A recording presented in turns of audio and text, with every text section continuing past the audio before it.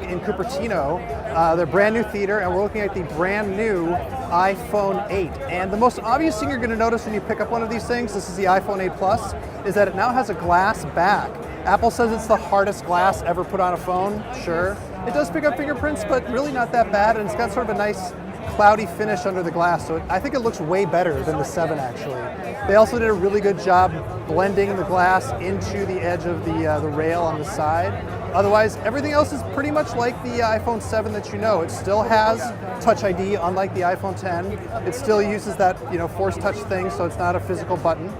On the back is two 12 megapixel cameras, and then of course the regular iPhone 8 just has one.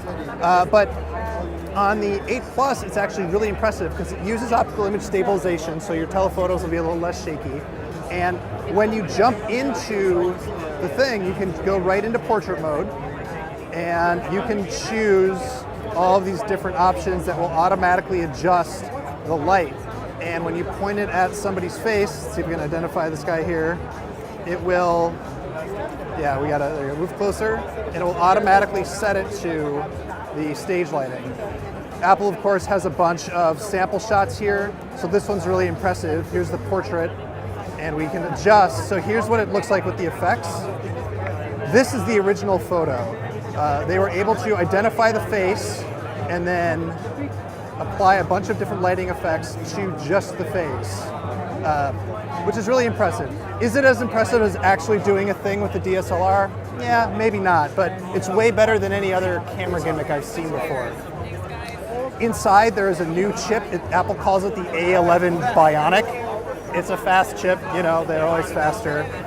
The display is a Retina HD display, and it has True Tone, like an iPad Pro. And what that means is it will detect the ambient light, the color of the light, and automatically adjust the color of the screen to match the light, which is really cool. So if you jump into the brightness settings, you can turn True Tone on and off. Of course, the lighting in this area is very nice and bright white, so you can't see a difference. But if it were like a yellow room, the screen would adjust so it wouldn't look so harshly blue, which is pretty cool. Another thing I'm really happy with, it has stereo speakers. This speaker at the top gets really loud alongside the speaker at the bottom, so when you're watching movies, you hear it on both sides. No, there's not a headphone jack. Life goes on. But one thing I didn't mention, because it has a glass back, it supports wireless charging with the Qi standard. That's QI. If you see QI, it'll work. And you can just set it down. And Apple's promising that in the future, it's going to create an all-new charging standard that'll work with many, many devices at the same time, intelligently and automatically. So here you go. This is the iPhone 8. It's going to be available on September 22nd. The regular model starts at $699 for 64 gigs, and the Plus is $100 more. For much more from The Verge, please check out our YouTube channel. It's youtube.com/The Verge.